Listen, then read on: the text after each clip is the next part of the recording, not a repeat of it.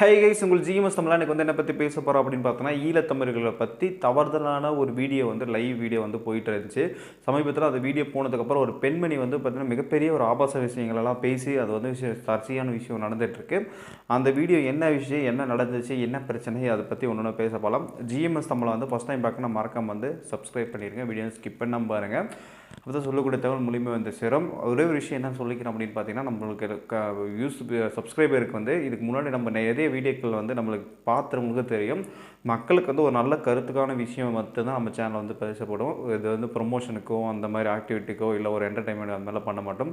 ஒரு மக்களுக்கு வந்து ஒரு புரிதல் வேணும், ஒரு விஷயம் வந்து ஒரு வீடியோ வந்து பேசுகிறேன்னா அதுலேருந்து ஒரு நல்ல கருத்துக்கள் வேணும். அதுக்காக தான் நம்ம வந்து வீடியோவை பதிவிடுறோம். அதனால் வந்து தயவு செஞ்சு சொல்லக்கூடிய வீடியோவில் வந்து என்ன விஷயம் இருக்கிறதுன்னு தெரிஞ்சுக்கோங்க. புரிஞ்சுட்டு அதுக்கப்புறம் உங்கள் கருத்துக்களை வந்து கமெண்ட் பாக்ஸில் கமெண்ட் பண்ணுங்கள்.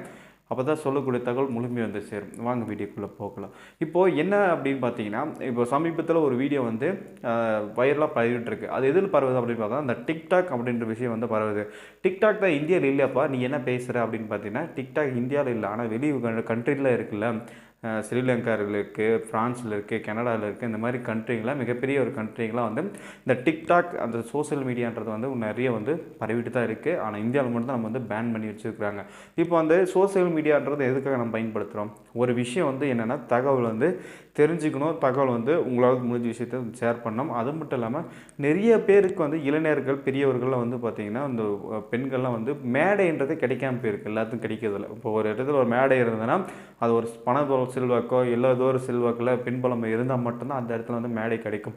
இது பொறுத்த வரைக்கும் அப்படி கிடையாது. இது வந்து எல்லாருமே நம்மளோட தனிப்பட்ட விஷயங்களை வந்து சொல்லலாம். இது ஒரு பேச்சு போட்டாகட்டும், கட்டுரை போயிட்டாகட்டும், நடனமாகட்டும், டான்ஸ் ஆகட்டும், மியூசிக் ஆகட்டும், இந்த மாதிரி நிறைய விஷயங்கள் வந்து இந்த சோசியல் மீடியான்றது வந்து நம்ம பயன்படுத்திக்கலாம். அந்த மீடியாவில் வந்து நல்ல விஷயங்களை பேசுகிறதுக்கு நிறைய வாய்ப்புகள் நிறைய இருக்குது. ஆனால் வந்து அதுலேயே வந்து ஒரு பிரபலம், நான் வந்து நிறைய வந்து பிரபலம் ஆகிடணும், நான் வந்து ஒரு இது பண்ணிக்கணும், நான் வந்து ஒரு இதில் வந்து சீக்கிரம் வந்து விரைவில் வந்து ஒரு பிரபலம் அப்படின்னு சொல்லிட்டு மிகப்பெரிய ஒரு தலைவர்கள்லாம் வந்து பேசுகிறது வந்து மிகப்பெரிய ஒரு தவறான செயலில் தான் நான் நினைக்கிறேன். அந்த பெண் அந்த விஷயத்தை வந்து பேசும்போது நம்மளுக்கே பார்த்திங்கன்னா நாக்கு கூசும். அந்த அளவுக்கு வந்து பார்த்தீங்கன்னா ஒரு ஈனத்தமிழர்களை வந்து பார்த்தீங்கன்னா இழிவுபடுத்தி பேசுகிற மாதிரி வந்து பிரான்ஸ் நாட்டிலேருந்து ஒரு வீடியோ கால் வருது. என்ன அப்படின்னு அந்த லைவ் ஓடிட்டுருக்கு. லைவ் வந்து என்னென்னா டிக்டாக்ல வந்து லைவ் போயிட்டுருக்கு. அந்த டிக்டாக் லைவ் போகும்போது என்னென்னா, எப்படி வந்து ஒரு தவறுதலான ஒரு பெண்மணி வந்து பேசக்கூடாதோ, இல்லை பெண்மணியோ மக்கள்கிட்டயோ அந்த விஷயம் வந்து காதில் வந்து கேட்கக்கூடாதோ, அந்த விஷயம் வந்து அந்த பெண்மணி வந்து தொடர்ந்து லைவில் வந்து பேசிட்டு இருக்கிறாங்க. அது வந்து ஒரு நம்மளோட பெற்ற தாயாகட்டும், உங்களோட சகோதராகட்டும், உங்கள் உறவினராகட்டும், அந்த பெண்மணியை வந்து எப்படிலாம் இழிவுபடுத்தி பேசணுமோ அந்த மாதிரி பேசுகிறாங்க. ஒரு நம்மளோட பிரபாகரன் அவர்களை பற்றி இருக்கார்ல, அவர் வந்து ஈழத்தமிழர்களுக்காக மிகப்பெரிய ஒரு போருக்காக முன்னெடுத்து அவர் வந்து வாழ்க்கையே சரித்திரமே வந்து இதனால் அவரை பின்பற்றி கொள்கையை வந்து நிறைய இளைஞர்கள் பெரியவர்கள் வந்து கடைபிடிச்சிருக்காங்க. பிரபாகரன் அப்படின்னு சொன்னாவே ஒரு கம்பீரம், ஒரு வீரம், நம்ம உரிமை வந்து மீட்டெடுக்கணும் அப்படின்னு சொல்லிட்டு நிறைய பேரை வந்து குரல் கொடுத்து இன்னும் அவர் வந்து அவரோட மனிதர்கள் வந்து வாழ்ந்துட்டு இருக்காங்க. அந்த ஒரு பக்கம் இருக்குது. நான் வந்து ஒருத்தர் வந்து ப்ரொமோஷன் பண்ணுறதுக்கு இந்த மாதிரிலாம் கிடையாது. இது வந்து மக்களுக்கு வந்து தெரியணும். அதனால தான் சொல்கிறேன். ஏன்னா வந்து அந்த அளவுக்கு ஒரு வந்து வாழ்ந்துட்டு இருக்காரு மனிதர். அவர் கண்ணுக்கு தெரியினாலும் சரி, இல்லை இறந்துட்டா இருந்தாலும் சரி, ஆனால் வந்து அவர் இன்னுமே மனித பொறுத்த வரைக்கும் மக்கள் வந்து அவர் வந்து வாழ்ந்துட்டு இருக்கிறார், வாழ்ந்து கொண்டுகிட்டே தான் இருக்கிறான்னு தான் சொல்ல வரணும். அப்படி இருக்கிற வந்து பார்த்தீங்கன்னா சுஜி கூல் லைவ் அப்படின்னு சொல்லக்கூடிய அந்த டிக்டாக்ல வந்து என்ன ஆகுதுன்னா, வீடியோ வந்து போஸ்ட் பண்ணிட்டுருக்காங்க. இது வந்து அவங்களோட ஃபாலோவர்ஸ்லாம் நிறைய பேர் இருப்பாங்க இல்லையா. இப்போ வந்து அந்த ஒரு பெண்மணி வந்து டிக்டாக்ல வந்து வீடியோ போட்டு நம்ம எத்தனை பேர் வந்து ஆண்கள் வந்து அவங்கள வந்து ஃபாலோ பண்ணிட்டுருப்போம். அந்த மாதிரி நிறைய பேர் அவங்க வந்து ஃபாலோ பண்ணிட்டுருக்காங்க. இது வந்து பிரான்ஸ் நாட்டில் வந்து நடக்குது.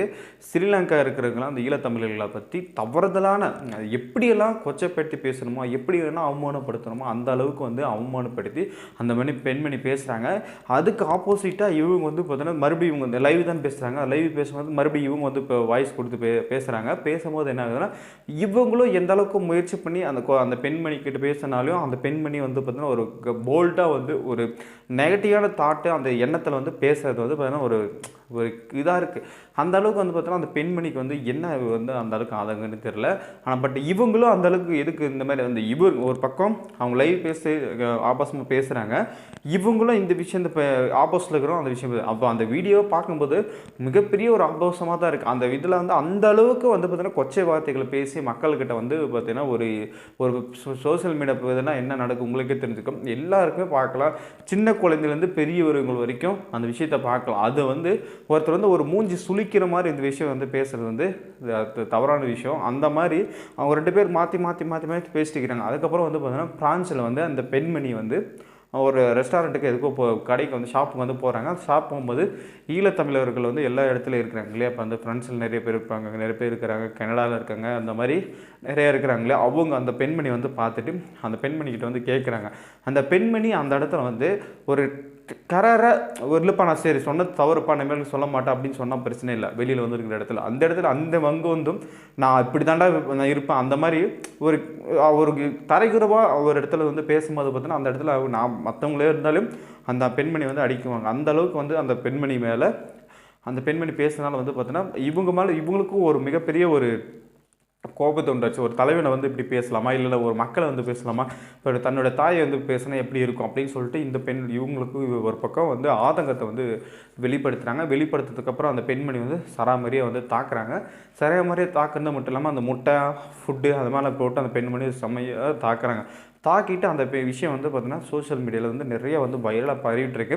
இந்த ஈழத்தமிழர்களை வந்து இழிவுபடுத்த பேசுன பெண்ணுக்கு ஆகட்டும், அந்த அந்த இழிவு பேசுகிற பெண்ணுக்கு வந்து பார்த்தீங்கன்னா கடுமையான வந்து தக்க தண்டனை வந்து அளிக்கணும். அதுதான் நம்மளோட கருத்து.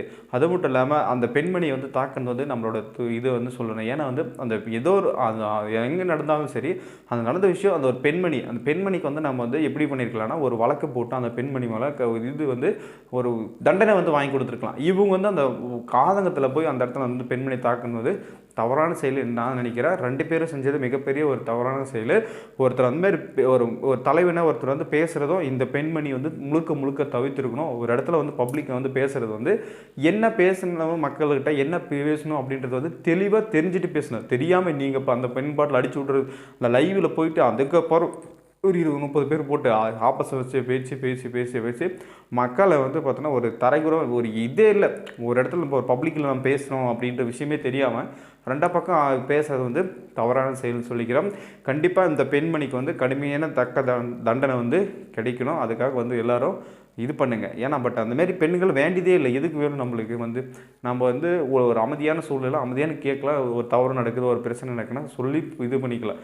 இந்த மாதிரி வந்து ஒருத்தர் தலைவர் வந்து இழிவுபடுத்துறது மிகப்பெரிய குற்றம்ன்ற நான் நினைக்கிறேன்.